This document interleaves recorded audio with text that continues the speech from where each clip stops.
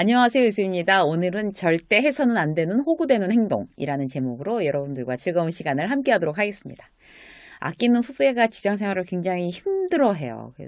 그야말로 이제 착한 사람 증후군의 대표적인 케이스인 거죠. 남한테 일단 싫은 소리 못해요. 거절도 못해요. 그리고 인정받고 싶어하는 욕구가 굉장히 강해요. 그러니까 내가 힘들고 피곤해도 그냥 내가 하고 마는 거예요. 그냥 남들이 일을 미루면 딱 부러지게 나누자고 또 못해요. 그냥 내가 해요. 그러니까 나한테 싫은 소리 한 사람 앞에서는 티 못 내고 그게 이제 가슴에 이제 상처로 또 남는 거죠. 남들보다 그게 또 오래 가요. 그러니까 직장 생활이 즐겁겠어요? 예, 즐겁지 않은 거죠. 힘든 거죠. 그러니까 얘기를 이것저것 해줘도 적용이 안 된다는 거예요. 그러니까 머리하고 마음이 따로따로 논다는 거죠. 듣고는 충분히 그렇게 해야 되겠다라고 생각하는데 실제로 마음에서 이제 그렇게 움직이지 않는 거예요. 어디 제 후배뿐이겠어요? 그런 분들 참 많죠. 오늘은 이제 착해서 회사에서 이제 힘든 사람들을 위한 이제 이야기를 한번 해볼까 해요. 그러니까 마음처럼 쉽지는 않겠지만 직장 생활에서 호구가 안 되도록 노력하는 것이 자기의 인생을 행복하게 가꾸는데 이제 대단히 중요한 부분입니다. 그래서 특히 내가 호구인가?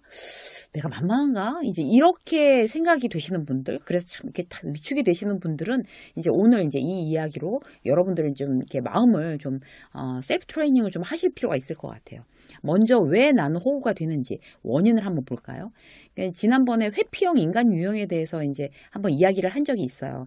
호구가 되는 사람들의 대다수가 정서적 회피가 높은 유형으로 속한다고 합니다. 무슨 얘기인가 하면 남들과 어떤 이제 관계에서 감정 상하는 걸 극도로 싫어하거나 불편해하는 거예요. 그게 무서운 거예요. 그래서 그런 상황 자체를 만들고 싶지 않은 거예요. 누군들 남들하고 그렇게 거북하고 좀 불편한 상황이 드는 걸 좋아하겠어요. 근데 그런 걸 유난히 힘들어하는 거죠. 예를 들어서 선배가 귀찮은 일을 나한테 자꾸 미루려고 그래요. 한두 번은 양보했는데 번번이 그러는 거죠. 그러면 이제 정식으로 만나서 거절하고 선을 딱 그어야 되는데 그게 맞는 건데 그렇게 되면 그 선배와의 어떤 불편한 상황이 두려운 거예요. 그러니까 계속 질질질질 끌려가는 거죠. 그런 어떤 정서적 어떤 회피가 높은 유형이 이렇게 호구가 될 가능성들이 굉장히 높습니다.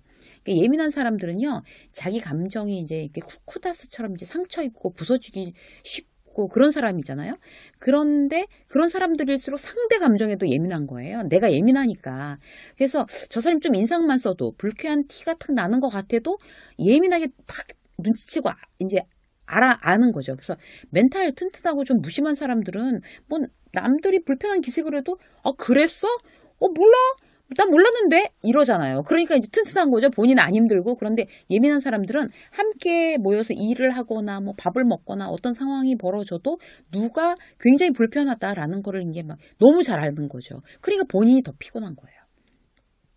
그러니까 눈치꾸러기죠. 그야말로 이제 예민한 사람들이 그런 경향이 많죠. 자, 그래서 이제 그런 사람들이 이제 그걸 못 참으니까 호구가 되는 경우가 많아요.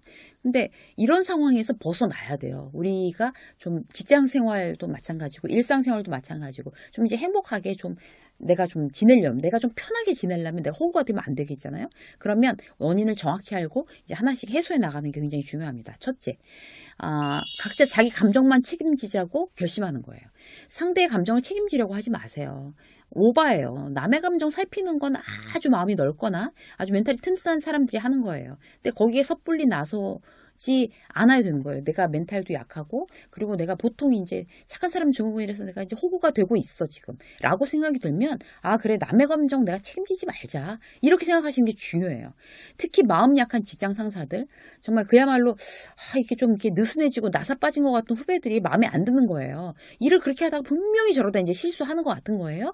데드라인에 일 못 맞출 것 같아요. 그러면 조목조목 지금 잘못하고 있는 것들을 정말 오늘 아주 작정하고 딱 지적하고 수정시키고 싫은 소리 했어요? 그러고 나서 본인이 전전긍긍하는 거죠. 자존심 상했을까? 기분 나쁜가? 어떡하지? 이러는 거. 그렇게 눈치 보면 결국 이제 밀리는 거예요. 이제 직장 상사가. 내가 정당하게 얘기했다면 그들이 상하는 감정은 그들이 추스르고 책임지도록 신경을 쓰지 마세요. 내 감정은 내가 챙기고 그들의 감정은 그들 각자 챙긴다. 이게 호구되지 않는 첫 번째 방법입니다. 두 번째 뭔가 하면요. 착한 사람이 될수록 무능한 사람이 될 수 있다는 거를 자각하는 거예요. 그러니까 사람이 참 좋아, 배려심이 깊어, 인기도 많아, 남을 참 잘 도와줘. 너무 좋죠. 좋은 얘기죠. 근데 그런 말에 나를 맞추고자 하는 게 그런 성향이 유난히 좀 그런 쪽에 집착하는 그런 사람들이 있어요. 그러니까 누구나 인생관이 다르기 때문에 그럴 수도 있죠. 근데 그렇게 집착하는 사람들이 받는 대우는 어떤 건가 하면 처음에는 이제 배려심, 헌신적인 사람이야, 배려심이 많은 사람이야, 헌신적인 사람이야, 그런 이미지가 시간이 갈수록 변색되기 쉽다는 거죠. 그러니까 세상은 만만치 않고 호락호락하지 않아요. 그렇기 때문에 그렇게 잘해주면 잘해줄수록 처음엔 고맙다가 나중에 그걸 당연하다고 여기는 거예요. 그래서 호의를 권리인 줄 안다는 그 영화 속 대사도 있잖아요. 누구나 자기한테 주어진 시간과 에너지는 한계가 있는 거죠. 누구나 다 100만큼 있다고 치자고요. 근데 이 100을 어떻게 쓰느냐에 따라서 내가 유능해질 수도 있고 무능해질 수도 있는 거예요. 한정적인 에너지 자원을 아주 효율적으로 써야 유능한 사람이 되는 거죠. 사회에서는. 그런데 내가 다른 사람한테 정말 이렇게 휘둘려서 그 사람을 위해서 이제 뭔가 자꾸 해주고 정말 그야말로 호구가 돼서 그렇게 하면 그 에너지를 자꾸 이렇게 낭비하는 거잖아요. 이렇게 남한테 자꾸 이렇게 나누게 되고 빼앗기게 되고 이렇게 되면 결국 내 일에 대해서 성과를 내지 못하는 거예요. 그러면 무능한 사람이 되는 겁니다. 나의 의사와는 관계없이. 그래서 이제 이렇게 생각을 해보면 좋을 것 같아요. 내가 이제 남들을 도울 때 상당한 퀄리티로 돕자. 이렇게 마음을 먹으면 좋아요. 왜? 보통 이제 호구된다는 사람들은 어떤 건가 하면 남들이 귀찮은 일을 도와주거나, 아니, 만약에 그 사람이 거절하면, 그럼 내가 하지 뭐, 라고 해도 되는 일. 그러니까 대체 가능한 일. 이런 일을 도와주는 거예요. 그러면 그게 굉장히 고퀄리티의 일이 아니기 때문에 시간이 지나면서 그걸 해줘도 감사의 농도가 점점 떨어지고 호구가 될 수 있어요. 포인트 뭔가 하면 내가 누군가를 도와줄 때 나 아니면 안 되는 일. 내가 하면 훨씬 더 퀄리티가 올라가는 일로 돕는다라고 기준을 딱 정해놓으면 호구에서 벗어나기 굉장히 쉬워요. 그러기 위해서는 내가 에너지를 효율적으로 써서 내 실력을 키워야지 내가 고퀄리티의 어떤 도움을 남에게 줄 수가 있는 거잖아요. 그래서 그렇게 그냥 시간이 있으면 누구나 할 수 있는 일을 돕거나 이런 걸로 내가 호구돼서 내가 에너지를 뺏겨서 결국 나의 어떤 퀄리티를 높이고 내 수준을 높이고 내가 성장하고 내 실력을 쌓는 일에 굉장히 내가 손해보는 일을 하지 말아야겠다라고 결심하는 일이 아주 중요합니다. 그래서 내가 착한 사람이 이렇게 그냥 착한 사람이란 소리 들으려고 하다가 무능한 사람이 될 수도 있겠구나. 이거 자각만 하는 것도 굉장히 중요한 일이죠. 자, 세 번째 뭔가 하면요. 거절은 나쁜 게 아니란 사실을 제대로 아는 거예요. 거절 나쁜 거 아니에요, 여러분. 거절하면 상대와의 관계가 굉장히 어색해지고 나빠질 것 같아서 마음이 이제 힘들어지고 이제 이런 사람들이 보통 이제 거절 못해서 호구가 되는 경우가 많잖아요. 그런데 거절을 하지 못하면 장기적으로 볼 때 관계가 더 나빠질 확률이 높아져요. 예를 들어서 이런 거죠. 거절을 못하면 자꾸 그 사람을 피하게 되는 거예요. 그럼 내 상황에 이제 버거워서 누군가를 부탁을 들어주려고 하긴 했는데 이게 나이스한 결과가 안 나오는 거죠. 힘드니까. 억지로 들어주는 거니까. 그게 어떻게 나이스한 결과가 나오겠어요. 흔쾌히 정말 적극적으로 도와야지 나이스한 결과가 나오겠죠. 근데 나도 사람인데 이제 억지로 도와주는 일을 기쁜 낯빛을 하고서 얼굴빛을 하고 이제 할 수가 없잖아요.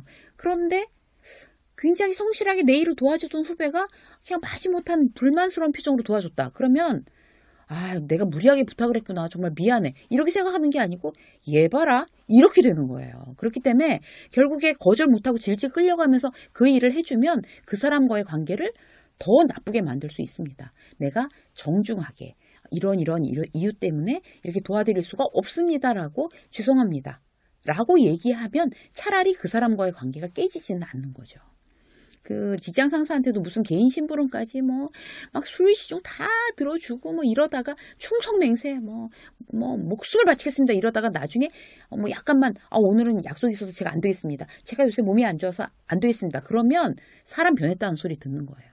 그러면 처음부터 딱 선을 그어놓고 정중하게 업무 시간 외에는 제가 이제 이런 일 때문에 저는 이 일을 해야 되겠습니다라고 직장 상사한테도 처음부터 정중하게 나이스하게 거절을 할 줄 알았다 그러면 차라리 직장 상사와의 관계가 깨지지는 않는 거죠. 그래서 우리가 그런 데에서도 굉장히 지혜를 발휘할 필요가 있습니다. 오늘 여러분들하고 이제 절대 해서는 안 되는 하기만 하면 호구되는 행동 이런 거에 대해서 이제 몇 가지 말씀드렸고 내가 지금 호구라고 하더라도 이런 부분을 이제 수정해서 더 이상 이제 호구가 되면 안 됩니다라는 그런 말씀을 드렸어요, 여러분. 내가 나를 반드시 세우고 그 다음에 이제 남한테 휘둘리지 않고 이러는 거는 내 인생에 대단히 중요한 예의라고 생각합니다. 여러분들도 호구되지 마시고요.